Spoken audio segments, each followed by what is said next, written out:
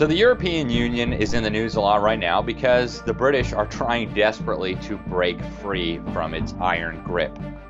But we need to understand how we got here if we want to understand what's really going on. Because, back in the 1950s, if they had told people, hey, we're going to take away your national sovereignty, we're going to take away your right to govern yourselves as independent nations, and we are going to impose a federal superstate over which you'll have no control over you and dozens of other European countries, they would have been laughed out of the room. I mean, they might have been locked up in the loony bin, right? Because it's absolutely crazy. And yet that's exactly what happened. So after World War II, the globalists got together and they sold a giant bill of goods to the Europeans. They said, "Oh, we just want a coal and steel community, so we're just going to create a few European institutions, and don't worry, everybody's still going to govern themselves. We're all still going to be independent nations, but we're going to merge our coal and our steel industries together so that we don't fight against each other anymore." Isn't that cute? And the Europeans, not expecting their political leadership to be liars, said, "Oh, okay, well, we'll go along with that." Over the years, they got bolder and bolder and bolder. So they created the European Economic Community, and then it was just the European Community, and then it was the European Union, right? Piece by piece by piece, they took away more and more sovereignty to the point now where the European Union is building its own military. They've got their own law enforcement agencies. They've got their own intelligence agency.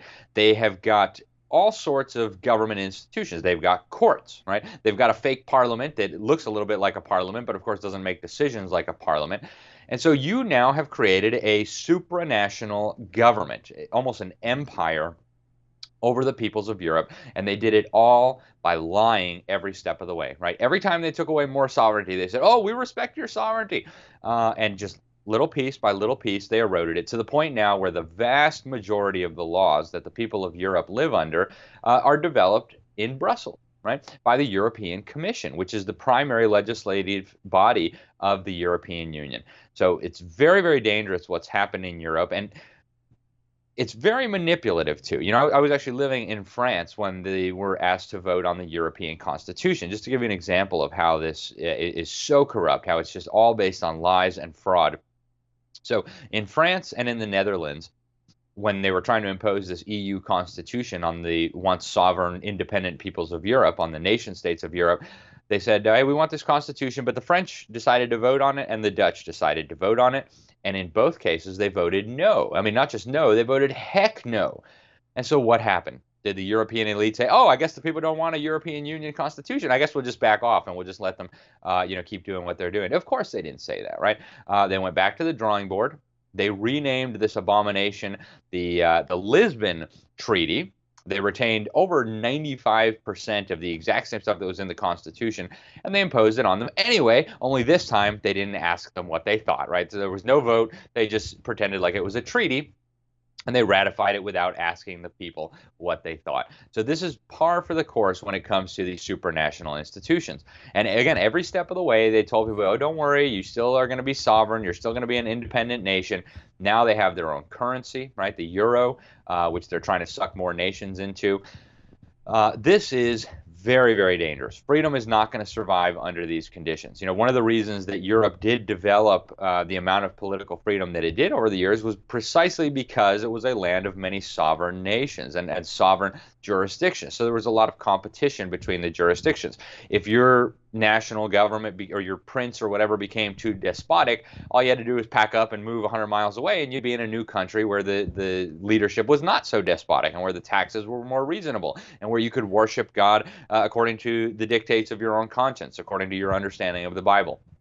So this really helped freedom to flourish in Europe. Now, as we move the other direction, we're seeing freedom being eroded at a frightening pace. So the EU has now developed all these censorship programs to censor the internet. They've required all these social media giants to censor what people are allowed to say. You have intergovernmental cooperation where, a German said, "Hey, I don't like mass migration." Well, quick, break down his door, right? All this is going now through the European Union.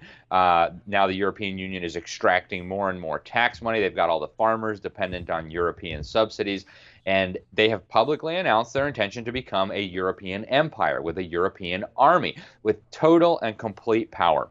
Nation states would be essentially administrative units in charge of implementing decisions made by unelected bureaucrats in Brussels.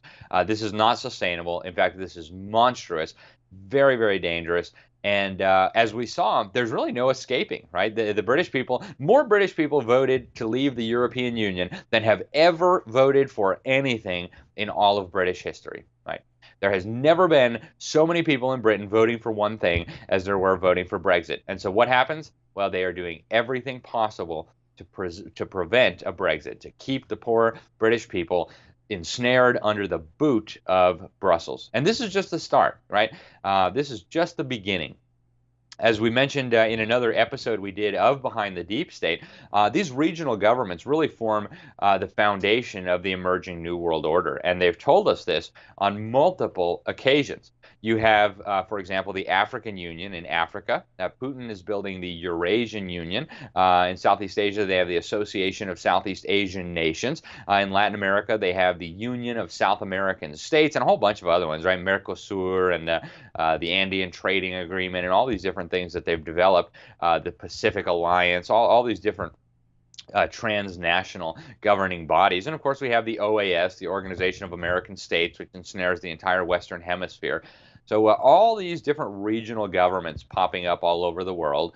Now they're trying to build the Middle East Union. And this is really how they're bringing about their globalist agenda, right? They know you can't just go straight from a world of sovereign nation states into a global government. So they figured out that the best way to do it was to go from sovereign nation states to regional governments and then from regional governments to global governance. And the European Union is the premier example, right? They kind of blazed a trail ahead on how do you convince people without telling them what's going on. How do you convince people to allow you to usurp their sovereignty? How do you convince people to allow them to give up their inalienable right to govern themselves, to make decisions for their own nations, for their own families, for their own peoples, and to place those authorities in the hands of unelected, unaccountable bureaucrats who don't have to run for office, who don't have to face voters, who don't have to answer to really anybody? How do you do that? Well, the European Union provided the template, and they've told us over and over again that the European Union is the template. You have people like Henry Kissinger saying that the New World Order is going to be built by bringing out these regional orders, which will eventually be merged into a one world order. So this is the strategy, guys, and if you want to see how it looks, look at the European Union. Now, again, Americans are not immune from this, right? They have been working on this for a long time in the United States. With NAFTA was kind of the foundation, right? Exact same process they followed in the European Union, right? You started off with a free trade agreement. Just like in the EU, they started off with the European Free Trade Agreement right after the Coal and Steel Union. In America, we started off with the North American Free Trade Agreement. Exact same process. You start off by setting up these transnational regulations under the guise of facilitating trade and reducing barriers to trade. Then you need courts to be able to enforce these regulations. Well, what if an American company invests in Mexico and then they don't, the Mexicans don't live up to their end of the deal? Well, we need transnational courts to be able to sort those things out.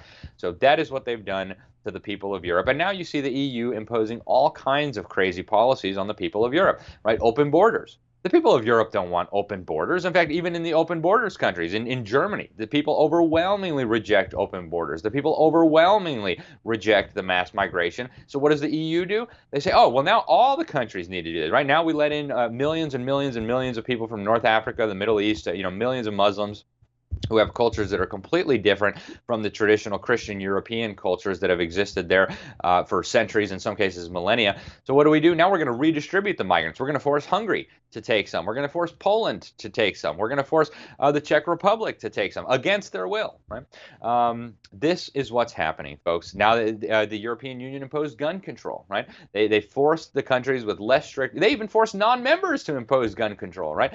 Just recently, the Swiss were bullied and terrorized by the European Union into adopting gun control. The EU basically threatened them with a wide array of different threats that if they didn't implement stricter gun control, including gun registries and more background checks and more controls over firearms, then they were not going to be allowed to do certain things with the EU. So the EU, again, has become a monster. It is the template for what's going to come to the entire planet if we're not careful. Brexit shows very clearly what happens when you try to leave. It's like the Hotel California. You can check in, but you can never leave, right? Isn't that fun?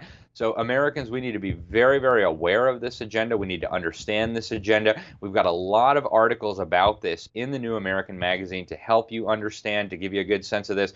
We did one years ago called EU Regionalization Trumps Sovereignty. You can go read that, and you can get a sense of how they deceived the people of Europe at every step of the way.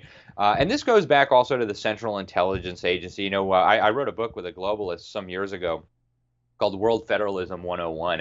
And we show how the CIA played a crucial role in bringing this about. They were talking about merging the European Union with the United States to form this Atlantic Union. And the amazing thing about this is they used to be much more open about it. In the 1940s and into the 1950s, they were much more open about their agenda to smash national sovereignty and to create these regional governing structures that would eventually lord it over entire nations. Again, the EU was the premier example, but then after they merged all the countries of Europe together, they wanted to merge it with the United States. They said one reason why you had to merge all of Europe together before merging it with the United States is because the smaller countries of Europe would not be willing to enter into any kind of monstrosity like that, knowing that the United States would completely overpower them. But if you could get all of Europe together under one single government, then it would be much easier to create this Atlantic Union, which would, thereby facilitate the creation of this global union. So, folks, national sovereignty is very, very important. That's why the deep state is waging war on it. Why? Because a world of sovereign nations is much more difficult to enslave, right? If you have independent, sovereign, self-governing nations like the United States, we can protect the rights and the freedoms and the economy of our people. The French can protect their own rights and their own economy, right? The Congolese can protect theirs. But once you get rid of that barrier, that protective layer that protects our ability to govern ourselves, that puts a check on the power of governments, you suddenly open the door to enormous dangers that are a threat to the freedom, not just of Americans, but to people all over the world. Folks, get up to speed on this stuff. It's incredibly important. Again, it's a crucial tactic of the deep state. I mean, the European Union is best understood as just a tool of the deep state. So if you want to get involved in stopping it, make sure you understand these things. Watch the episodes we did, and then make sure you like, subscribe, and share this video. Go to thenewamerican.com and subscribe there. Thanks for watching. I'm Alex Newman with Behind the Deep State, and until next week, God bless.